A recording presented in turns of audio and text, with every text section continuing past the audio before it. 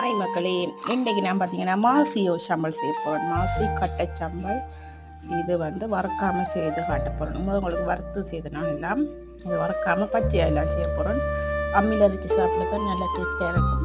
நான் கிரண்டில் செய்து காட்ட போகிறேன். தேவையான பொருட்கள் பாருங்கள் என்ன தேவையாண்டு.